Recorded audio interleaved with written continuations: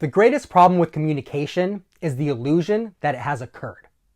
This quote kind of sums up what's currently going on with the Fed at the moment. The Fed has communicated that they are not cutting interest rates anytime soon. Both through words and actions, they appear to have made this quite clear. So why is no one listening?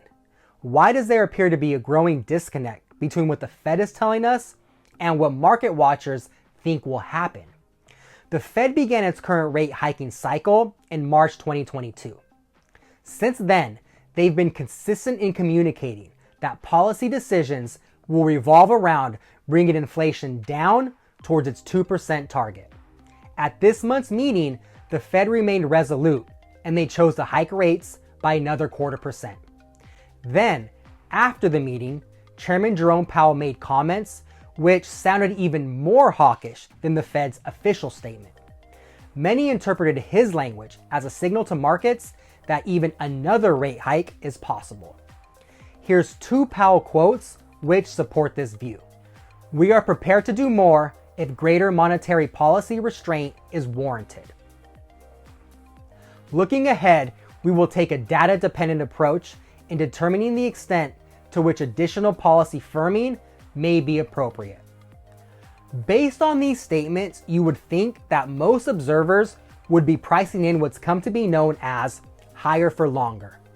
This is the idea that the Fed may stop raising rates soon, but that it will keep rates higher for an extended period. This idea was clearly supported by Atlanta Fed President Raphael Bostic in a CNBC interview on May 15th. Bostic said, quote, "My baseline case is we won't really be thinking about cutting until well into 2024. He even went so far as to say, if there's going to be a bias to action, for me, it would be a bias to increase a little further as opposed to cut. Despite all this, many observers simply don't believe the Fed.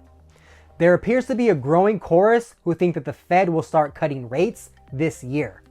So, this camp is basically bypassing the higher for longer period and going directly to rate cuts. One person who appears to hold this belief is longtime CNBC analyst Jim Cramer.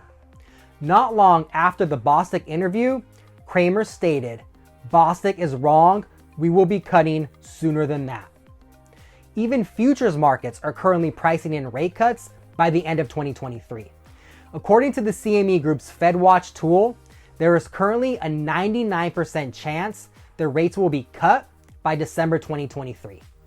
At the moment, the most likely scenario calls for a target rate of 4.25% to 4.5%. This would be a 0.75% cut from current levels, which can be seen in the chart on the screen. So, why is no one listening? The reasons why no one is listening appear to be wide-ranging and sometimes contradicting. One reason is the belief that the economy will avoid a recession altogether. The thought here is that the economy will continue to do well and even improve. This could include a scenario where inflation falls quicker than expected. Therefore, the Fed will feel the need to cut rates. This seemed to be the reason that Jim Cramer gave in response to the Bostic comments. Cramer's actual quote was, "I'm saying we're going to avoid a recession." However, there's others who believe the rates will be cut for the exact opposite reason. These people believe that the economy will worsen and will enter a deeper recession. The thought here is that the economy will be so bad, the Fed will feel the need to cut rates in order to stimulate growth. This could include a scenario where the banking crisis worsens and spreads to the larger banks. The increased credit crunch could lead to further layoffs and a sputtering economy. Another reason why no one is listening might be as simple as the Fed lacking credibility. After all, there's many people who believe that Jerome Powell's Fed waited too long to start raising rates. Then, once they started raising rates, many believe the current hiking cycle was too aggressive.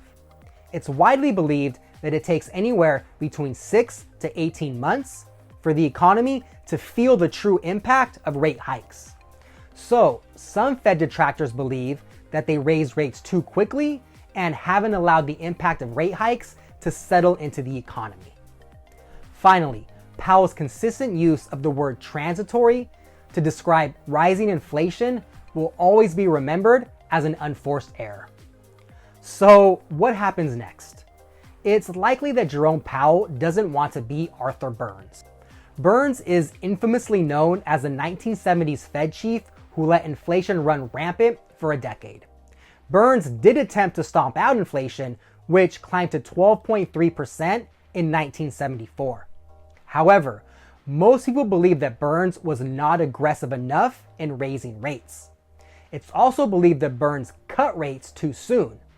It's even been said that Burns simply didn't have the stomach to hurt the economy, which is often an effect of increasing rates.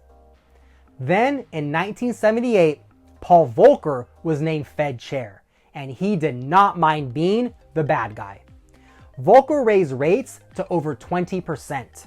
He was relentless in his quest to curb inflation. He did not care how high rates had to be or how long they had to be high. This ended up leading the economy into a short recession, and Volcker received much of the blame.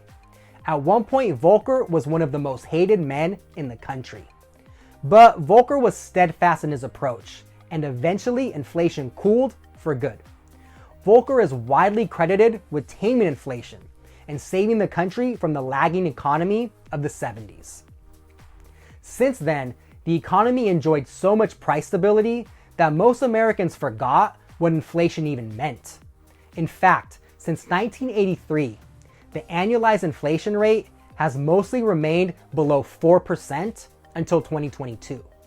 That's nearly a 40-year stretch of price stability. Whether or not Burns deserves the criticism and Volcker deserves the praise can be debated. What can't be debated is how differently history views these two men. Powell's tenure as Fed chief probably already has two strikes. Strike one being that his Fed waited too long to raise rates. Strike two being his consistent use of the word transitory. This is why it's likely that Jerome Powell doesn't want to be known as the next Arthur Burns. However, he might not mind going down in history as the next Paul Volcker. Therefore, it seems likely that Powell will be cautious and prudent in his approach to cutting rates. He's obviously aware of what the Arthur Burns approach did to the economy of the 70s. Of course, no two situations are exactly the same, and there's always additional factors to consider. So we'll have to wait and see what happens. In the meantime, the Fed is likely to keep driving home their message that rate cuts are not currently in our future. Whether or not people will actually start listening remains to be seen. What are your thoughts about rate hikes and the Fed? Do you think the Fed will start cutting rates this year? Do you think the Fed waited too long to start raising rates? Do you think they should hike at their next meeting, or should they take a pause?